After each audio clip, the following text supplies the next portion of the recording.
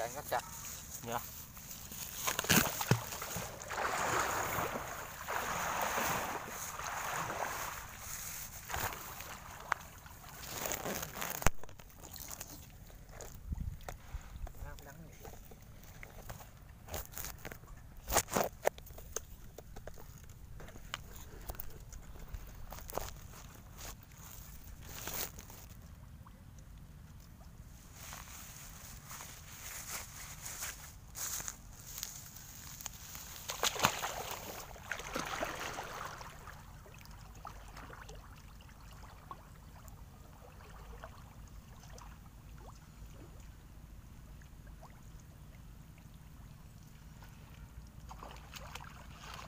Mớ ốc đắng cũng ngon. Bắt mớ ốc đắng cũng ngon nữa.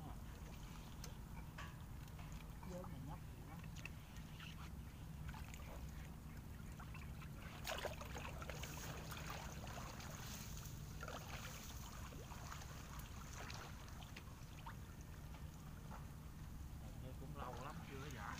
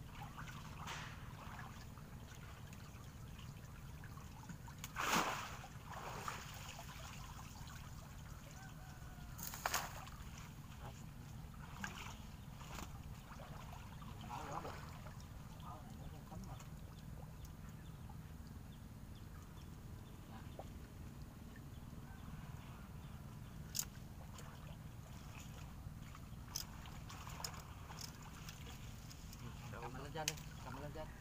Thiếu quá nó gãy. Thiếu quá nó gãy cây kia. Để chi bây giờ nè. Một tá.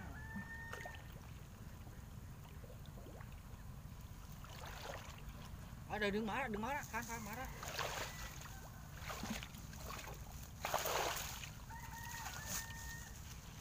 Ở đó kéo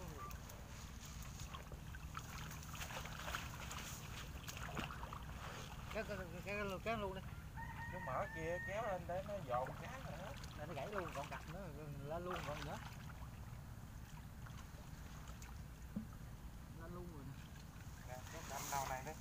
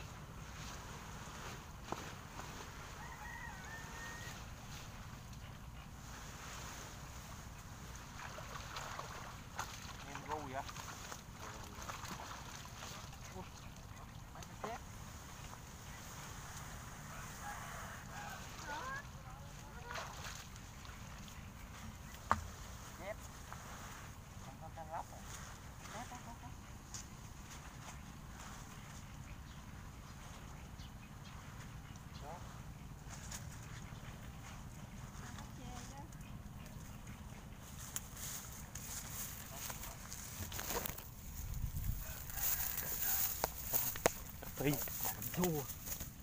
đúng là canh chua. Còn cá chê đó mày thấy nó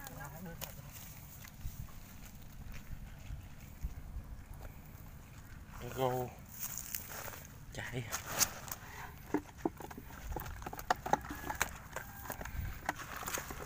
chốt.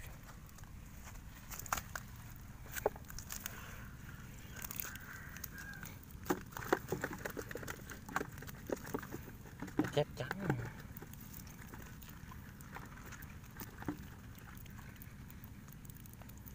này kiếm ăn được.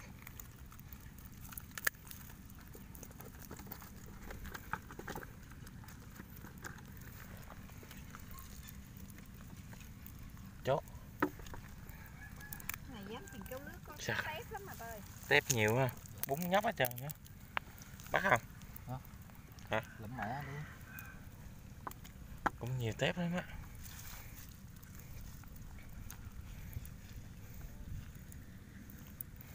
Quá trời luôn nè.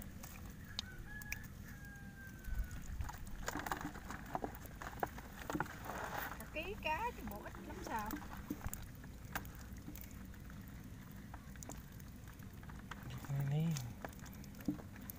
Có tép nhiều.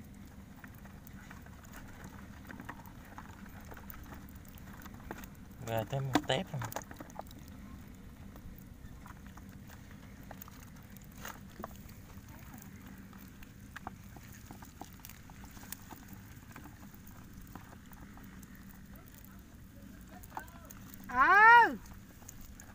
Tép này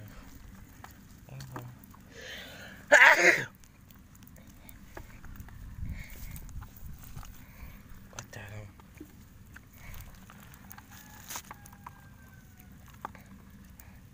Chắc gầm nữa.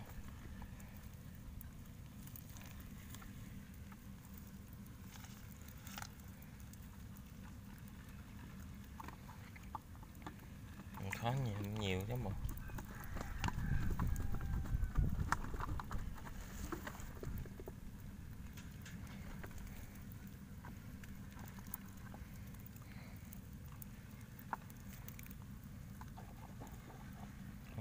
Ghê.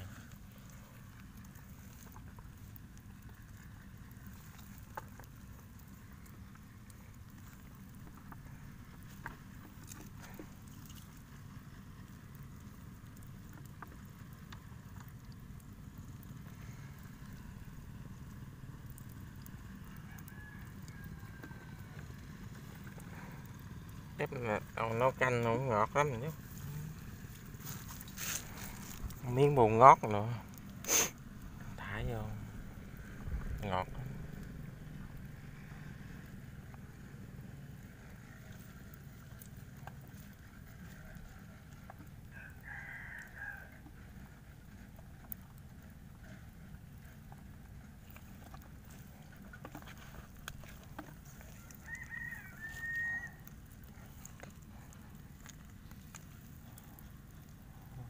Bự bự không.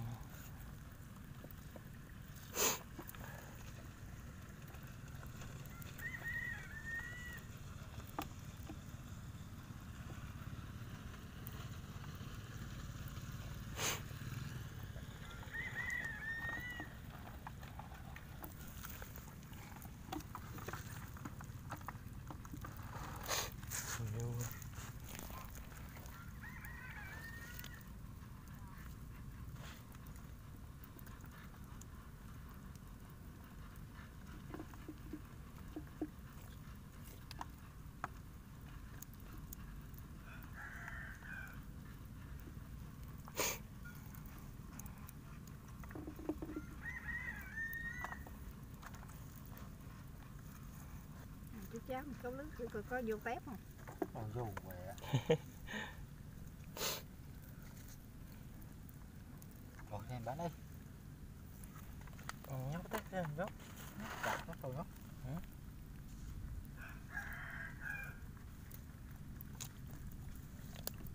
Tép bự bự nè mày. Măng cực á. Măng cực mà ăn ngọt. Đi qua tao như lật đầu tép muốn chết luôn.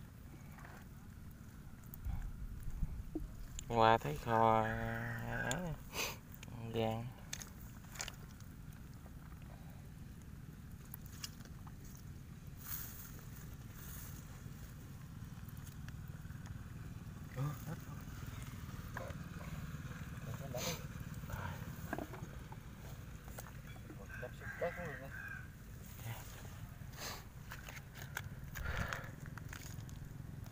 Còn tép nhóc hết trơn hả Hải?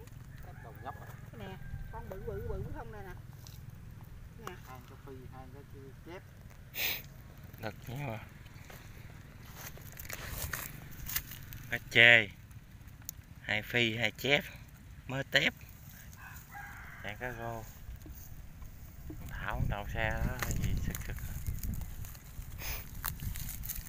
được nhiều cá.